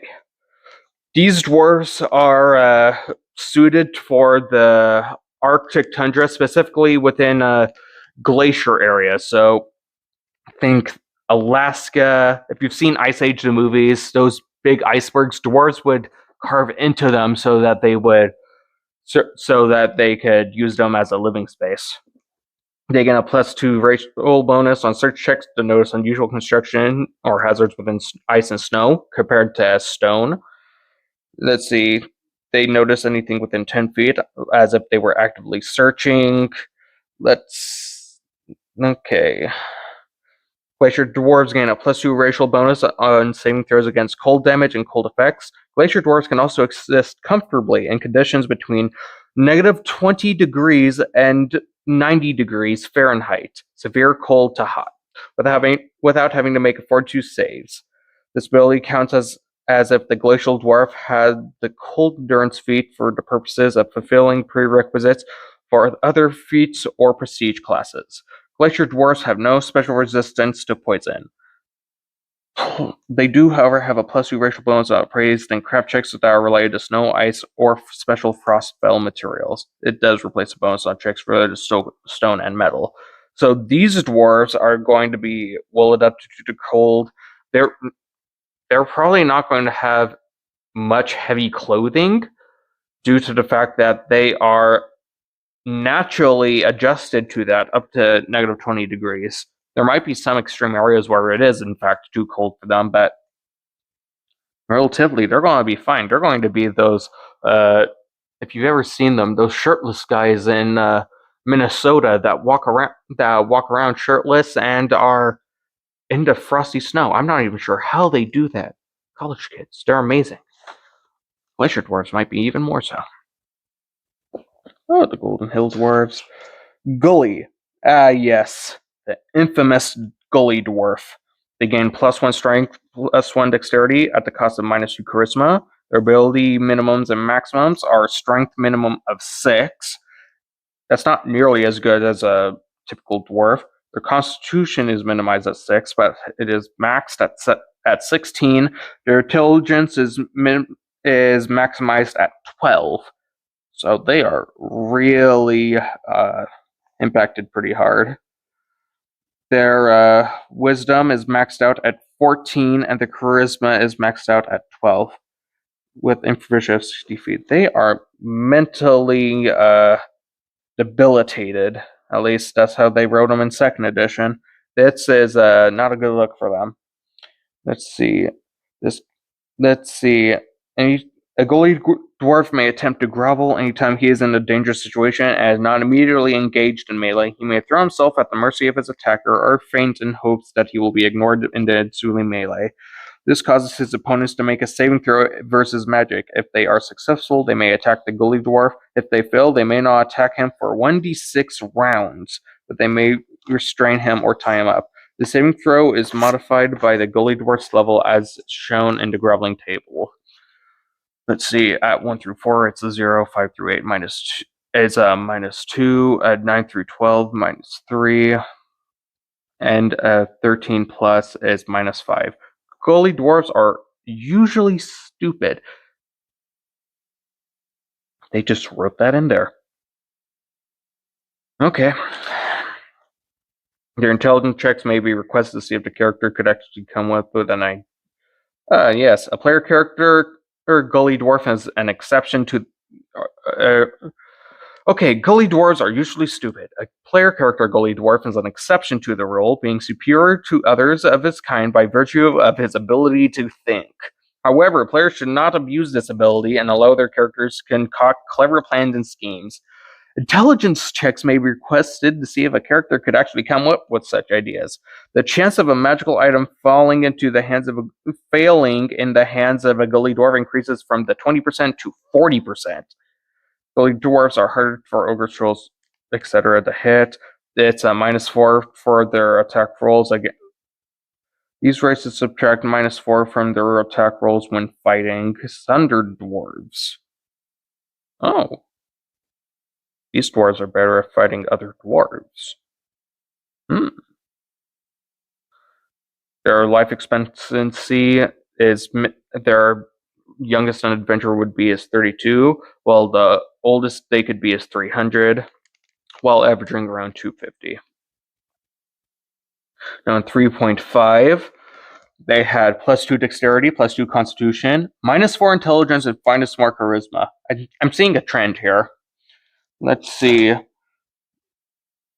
An ability score reduced to 2 or less by racial modifiers is instead given the value of 3. Oh, that's nice. So if you are rolling and that -4 would take you below 3 on an ability score, it does get bumped up. So, nice.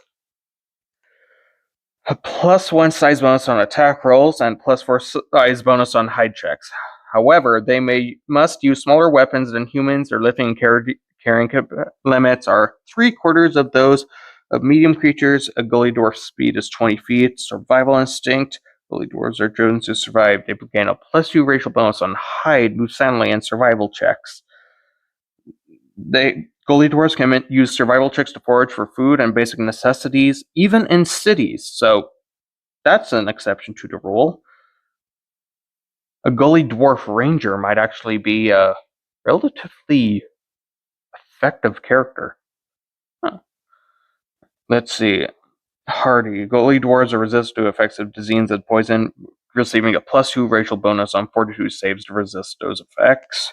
They're pitiable. A dwarf diplomacy. Yes, from before. Their whining and begging seem to give them a. Let's see. They get a +4 racial bonus on diplomacy checks to convince the enemy not to harm them. That specifically. But for some reason, it's really hard to hurt a Gully Dwarf. It seems that they have an innate ability to make people pity them. They suffer a -4 penalty on level checks to resist intimidation checks made against them and on saving throws against fear effects. So you could intimidate a Gully Dwarf a lot easier than a regular dwarf. Half-Dwarves. These ones are coming from Dragonlance. Their speed is 30 feet. They're humanized with the dwarf subtype. They are medium sized. Dark vision up to 60 feet. Speed is 30. I already read that. Weapon familiarity. Half-Dwarves have the same weapon familiarity as dwarves. The +2 racial bonus on craft and appraise checks. Let's see. Half-Dwarves gain a +2 ability checks to resist being bull rushed or trapped when standing firmly on the ground. A +1 racial bonus on saving throws against poison, and the same bonus for spells and spell-like effects. And they gained any favored class, which when determining whether a multi-class half-dwarf takes an experience penalty, his highest level class does not count. So that is very human-like, and humans gain on a lot of advantages in their learning areas.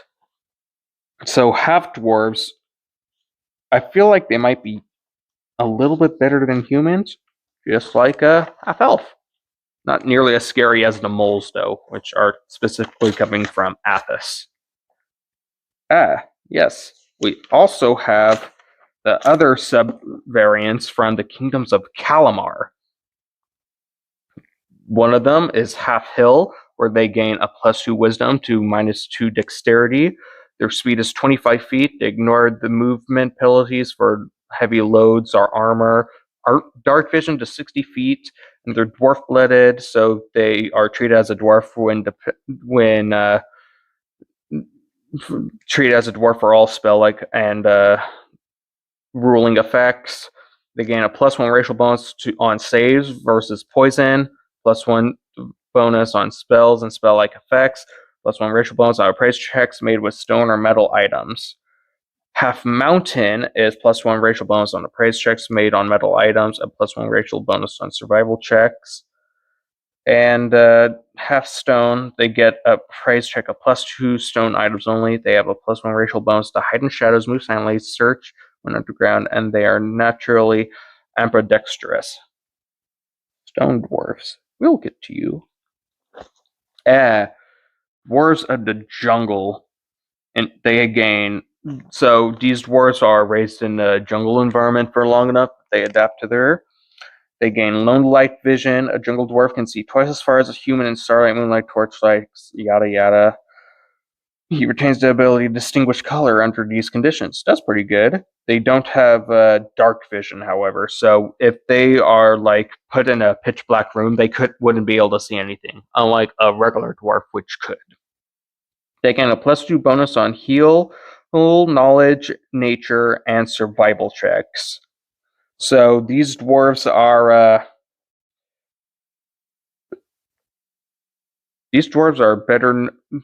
survivalists, and they are more attuned with the plant light surrounding them, which is very elvish of them. They gain a +2 bonus on spot checks. Let's see. They have no stone cunning, no racial bonus on craft checks related to stone or metal items, and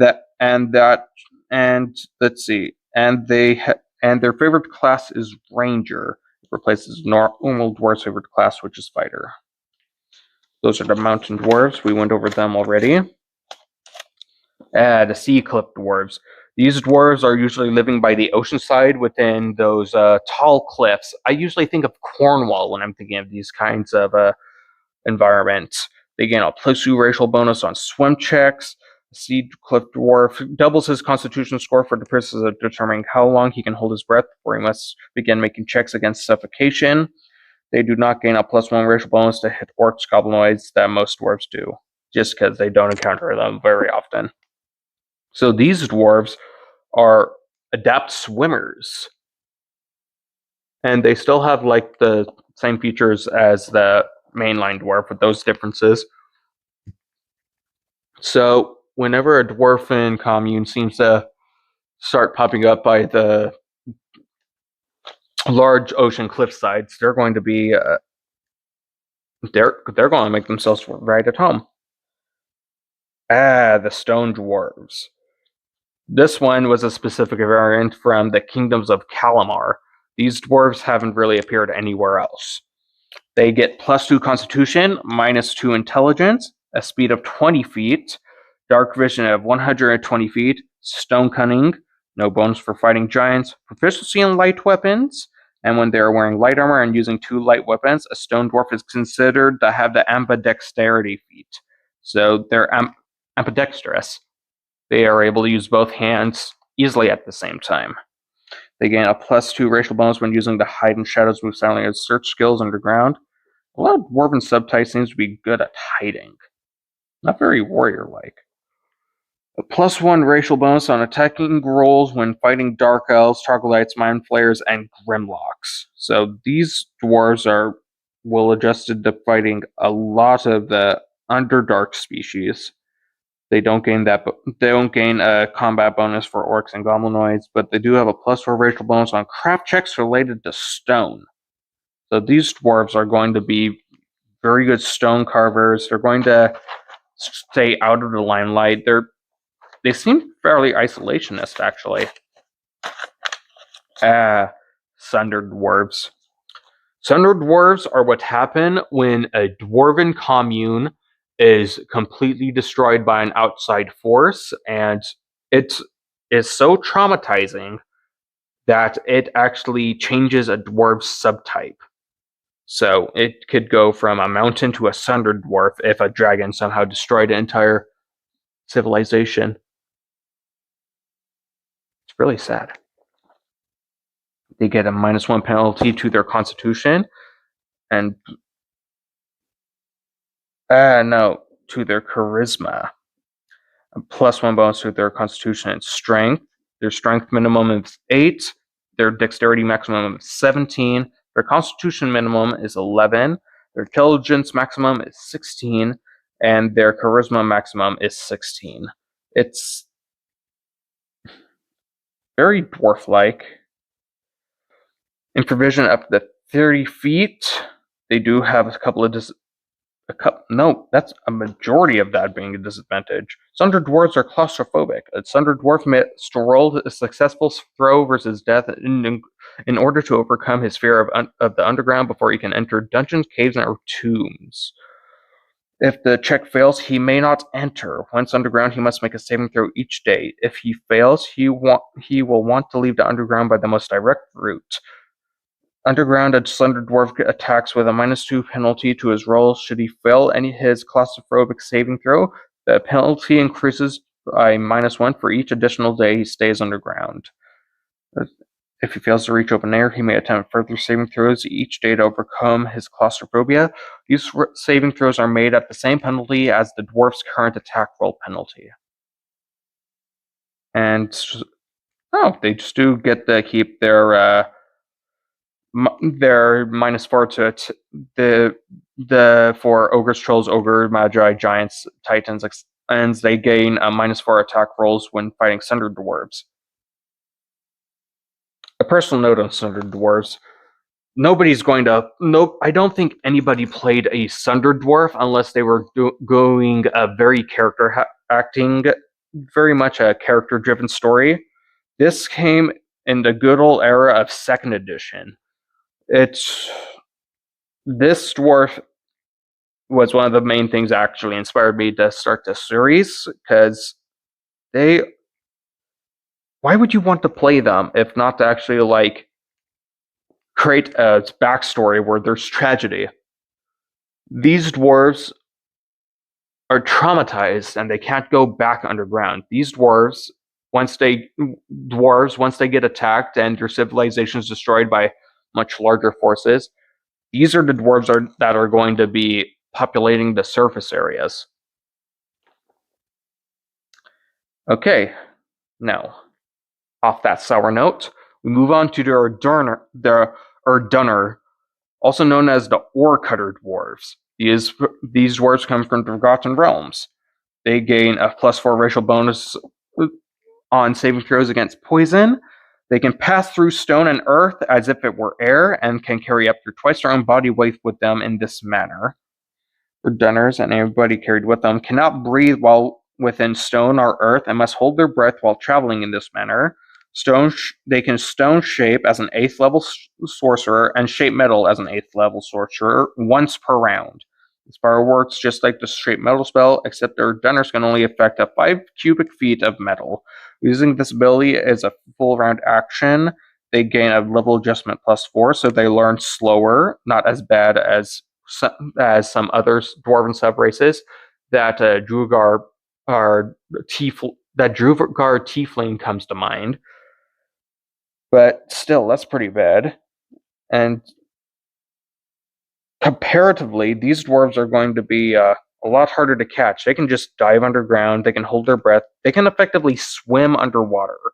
They can also shape metal almost magically as an innate ability. The Urdunnar are going to be a force to reckon with, especially if they ever get into a military force.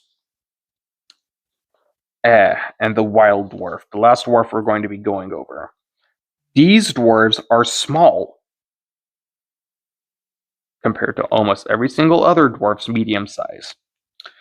They gain a +1 size bonus to their armor class, a +1 size bonus on attack rolls, and a +4 size bonus on hide checks. They must use smaller weapons that humans use, and their lifting and carrying limits are 3/4 of those of medium-sized creatures. Their speed is 20 feet. Proficient with the hand axe and blowgun. That replaces the normal weapon familiarity. They never risk accidentally poisoning themselves when applying poison to a weapon. They have fire resistance. They have a fire resistance of 5, so they minus 5 damage from every fire damage roll. A +3 racial bonus on saving throws against poison. This replaces the standard dwarf bonus against poison, so they're a little bit better. And wild dwarves are immune to wild dwarf knockout poison, and they gain a +4 racial bonus on saving throws against a disease. They do not receive the dwarven stone cutting trait or bonus on appraise and craft checks related to stone or metal. Okay, all of that out of the way. Where I'm going to put dwarves on Earth very much comes from where they are originally told in myth and legend. From what I was able to gather, it seems like a lot of those tales came from old Scandinavia. They were Viking legends, usually related to the let's see, what was it? Not Asgard, the Nordic pantheon, where they are crafting weapons. Famously, they have a story where they have Loki, and where Loki made a mistake. The dwarves had a contest, and some famous items were made there. So, one of note being Mjolnir. And in respect to having to use real life as a baseline, since dwarves do not exist, I am going to place these dwarves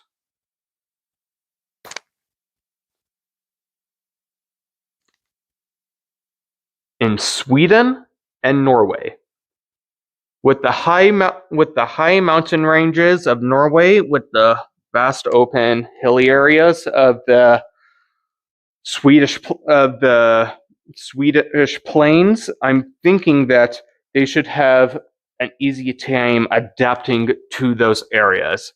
And I think that it's fitting that they should start there. And going forward, this is how I'm putting down where all the species will be, using red line and stickers. I'm not entirely sure if the image quality is going to hold up on this, but this is going to be where I'm placing all the dwarves and their and just to make sure that each species has a chance. They will all the subspecies will be placed on there if they are somehow better adapted to survive there than another dwarf species. Then natural selection will take its course. From where I'm starting, it's going to be around the Stone Age. I just cannot get that open. Say lovely. So, first species on the list, dwarves. Number 1, Norway and Sweden.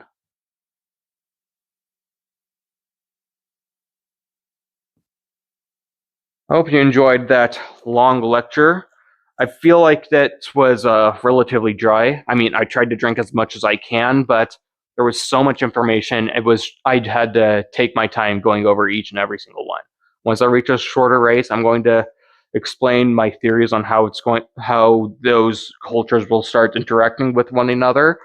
But as of right now, there are simply too many factors with dwarves. Since it's a core race, it's had one of the longest histories and a lot of chances for the sub races to split off. And I tried to drink like them. I'll get there one day. One day. So, with that, this is Ampersand's Ecologies, and I hope you have a fantastic day. If you have any questions, please comment down below. I will keep an eye out and try to answer them in a timely manner. Have a good day.